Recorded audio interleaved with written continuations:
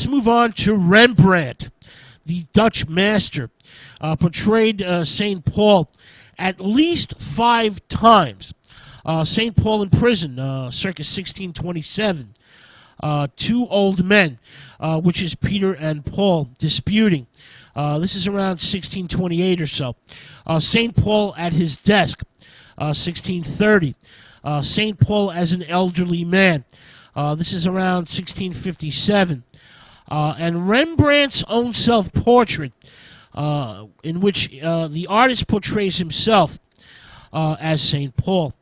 All these works of art by Rembrandt have a common attribute: St. Paul in old age. The saint as an elderly man, devoid of virility and strength. We don't really know exactly why Paul was a favorite subject of Rembrandt's, or why the artist chose to represent him as older and vulnerable.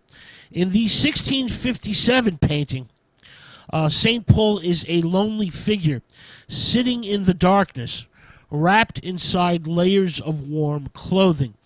St. Paul sits in front of a wooden table, wearing a dark blanket-like cloak over a red tunic. The red tunic is visible only on his arm and neck.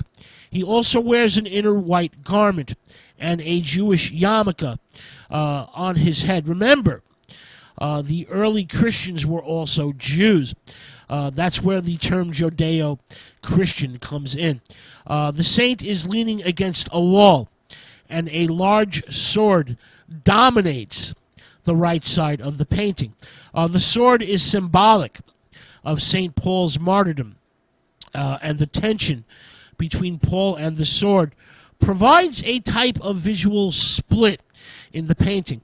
On the table, various parchments are laid out.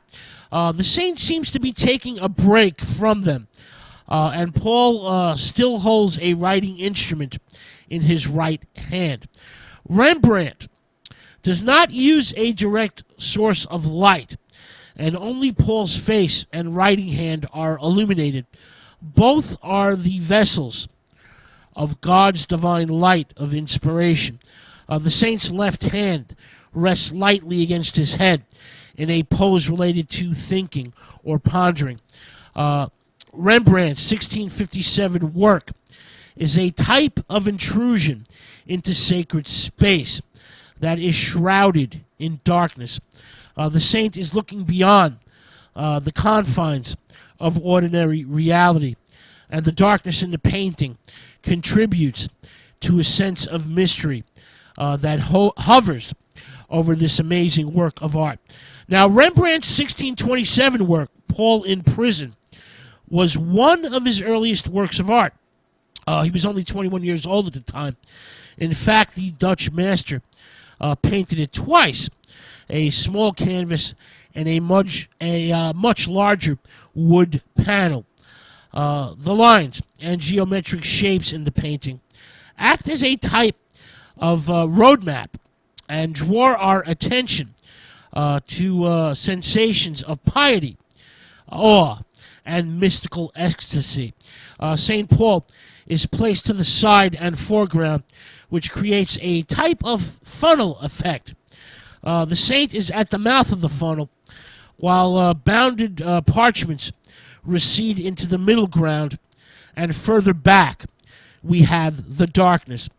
Paul is the central figure, which creates a dimensional effect.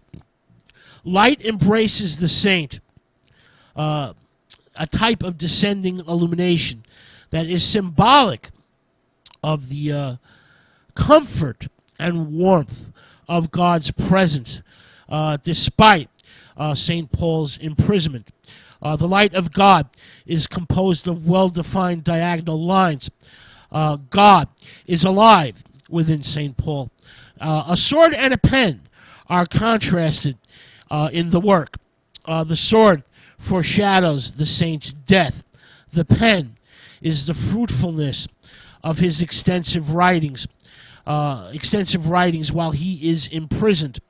A triangle forms at the top of the sword, It goes down to the right, to the saint's right foot, and then back up to the sword.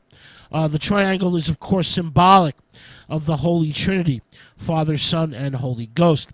The saint's rounded eyes, forehead, and shoulders are contrasted to the razor-sharp edge of the sword and the straight beam of divine light that supports him. Rembrandt creates a sense of discomfort and uneasiness with the use of the lines and shapes in the painting. The Dutch master provides us with compassion for the saint's long suffering, creating a sense of vulnerability and empathy. A massive Roman Doric column that is representative of the imposing authority that keeps Paul in prison, and the intimidating presence of the gladius sword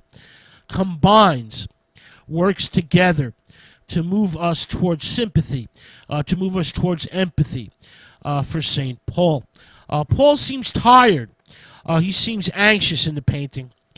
He is a fragile, bent figure with an unfocused gaze and wrinkled, arthritic hands. Rembrandt portrays the saint in the diminishment and harshness of old age. This is a bleak prison scene that is painted in shades of gray and concentrated black. But the prison is illuminated by a source of divine light. The light of God is painted in soft yellow, soft orange, and soft brown tones, the soft glow of divine revelation. All right, let's move on to French